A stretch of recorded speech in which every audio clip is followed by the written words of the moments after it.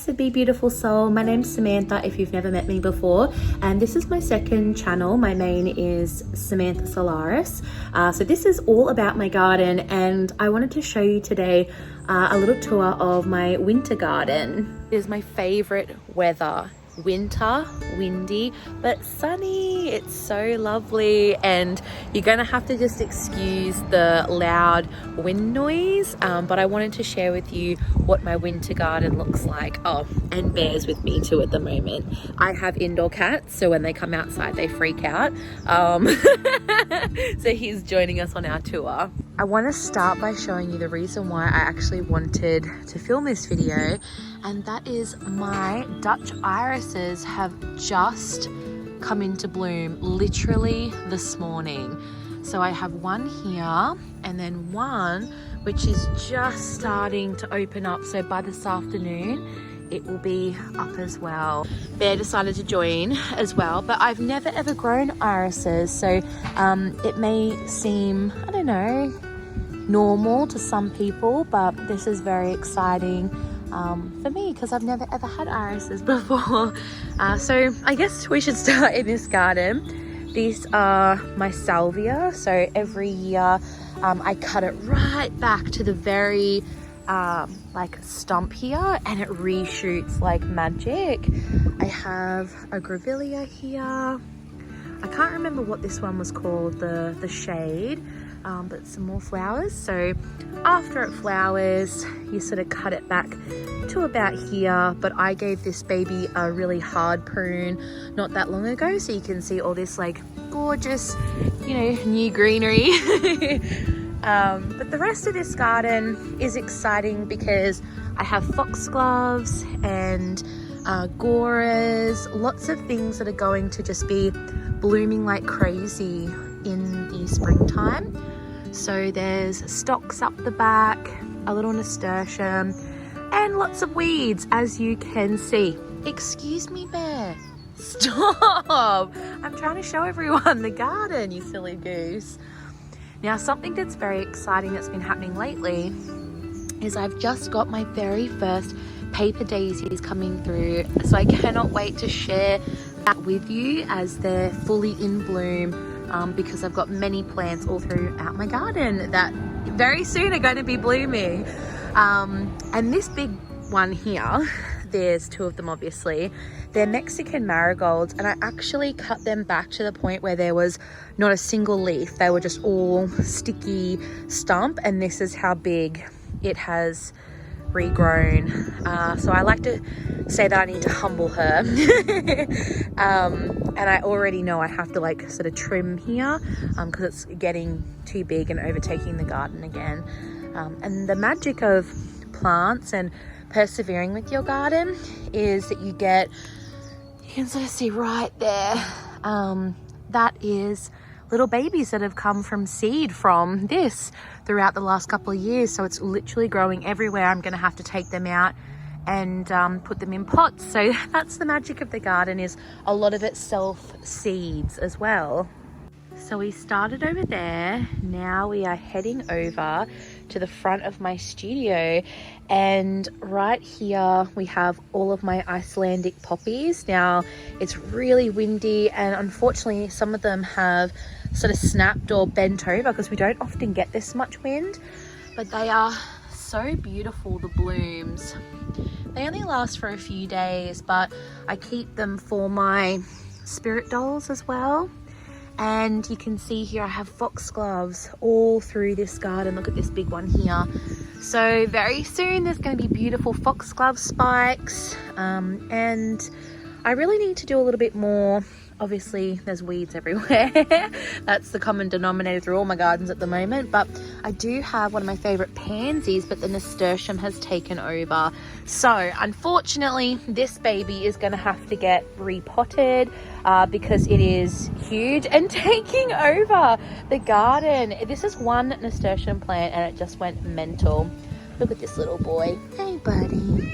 Hello. Say hello to everyone on YouTube, huh? You're right. Once you come from there, here I have the part of my studio where I sit right there and do my spirit work. So I look out at this garden, and as you can see, she is overrun by nasturtium.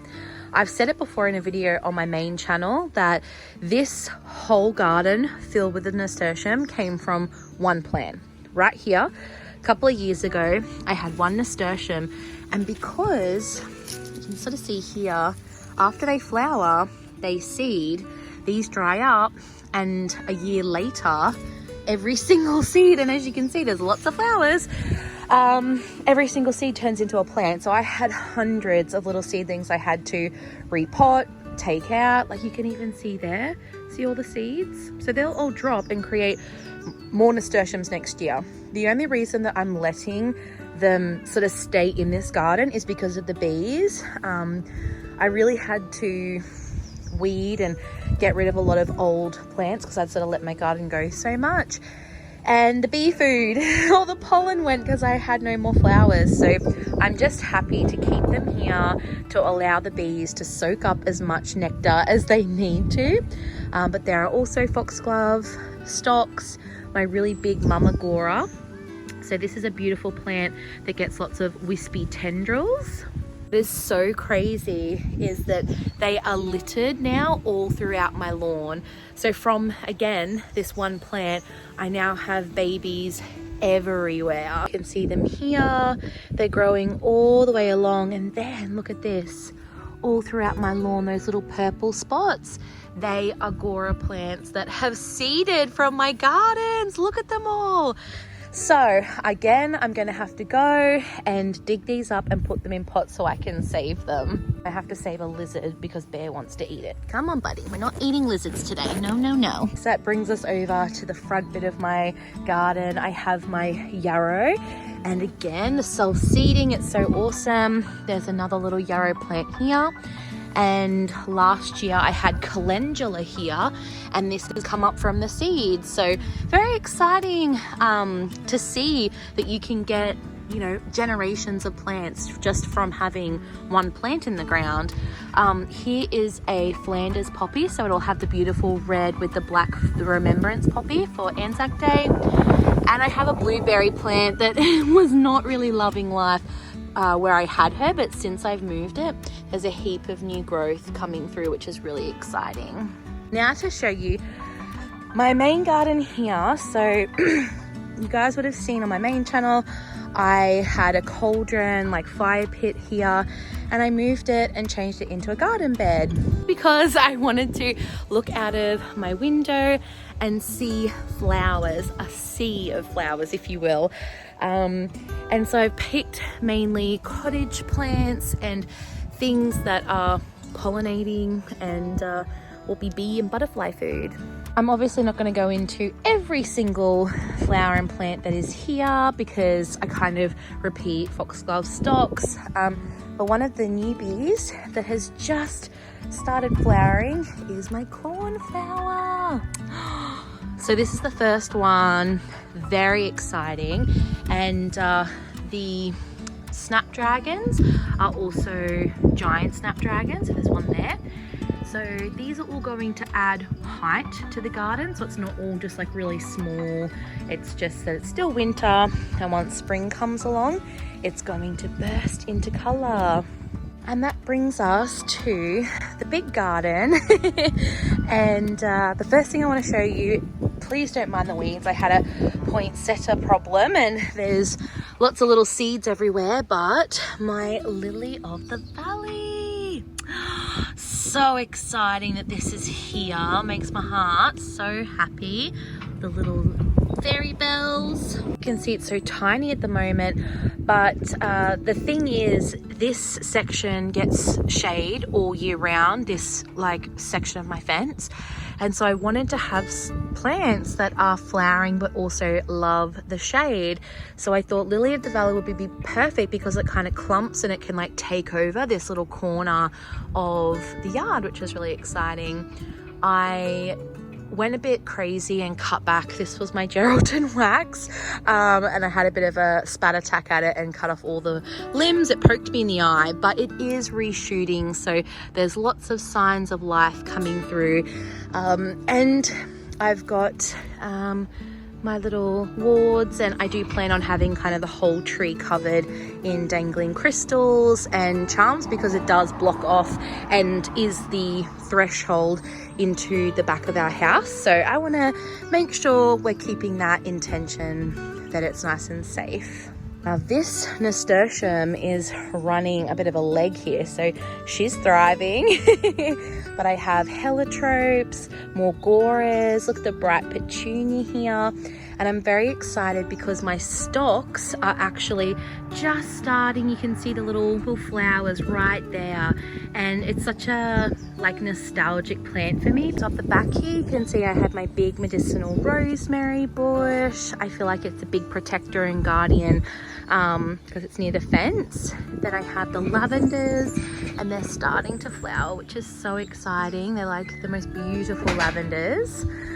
And my rose bushes, so they're not in flower just yet. I just cut off a couple of really big flowers. Oh, actually there's one little bud right there. They are the most exquisite smelling flowers. I love picking really fragrant types of roses. Some more nasturtiums down here, snapdragons, pansies, and right there I have borage growing, which I grew from seed, which is really exciting. And I do have so much weeding to do, but there is a little datura. And like I showed you guys before, I have the paper daisies coming through. So very exciting seeing their beautiful little faces in my garden.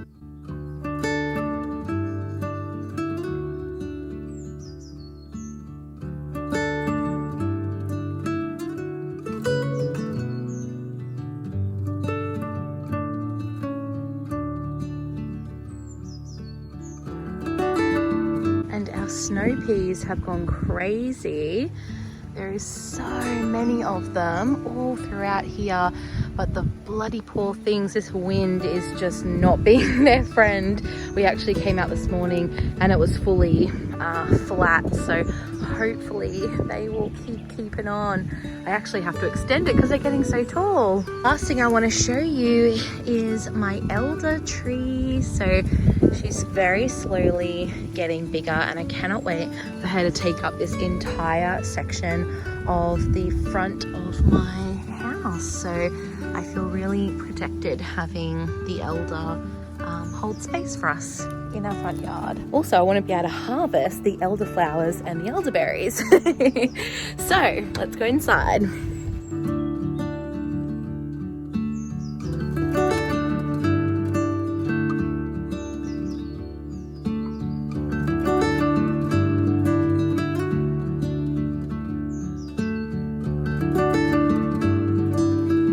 Cats always decide to join me whenever I turn on my camera.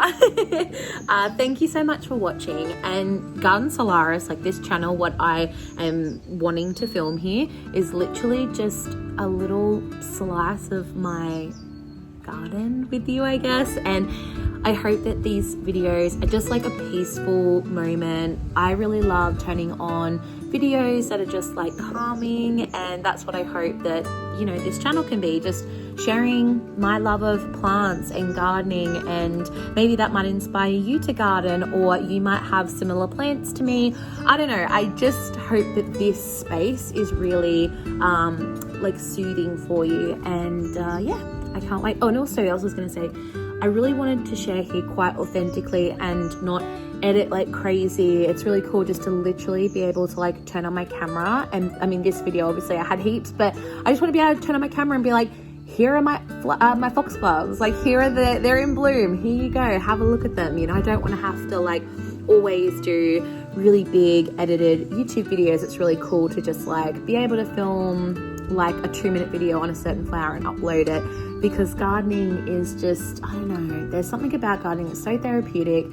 It connects us to the earth. I think that in a sense gardening is spirituality, because it is like our ancient ancestors' connection to food, to the natural world. Like gardening is in our DNA, it's in our lifeblood. And so I kind of feel like it's like my therapy, it's like my spirituality, it's everything to me. So to have a dedicated place for that is like really, really beautiful as well. So make sure you subscribe if you haven't already, and yeah, leave a comment if you'd love. I'd love to hear what your favorite flowers were or what you've got in your garden. And yeah, I'll see you in the next video. Hold on, I'll show you how cute Meowsy is.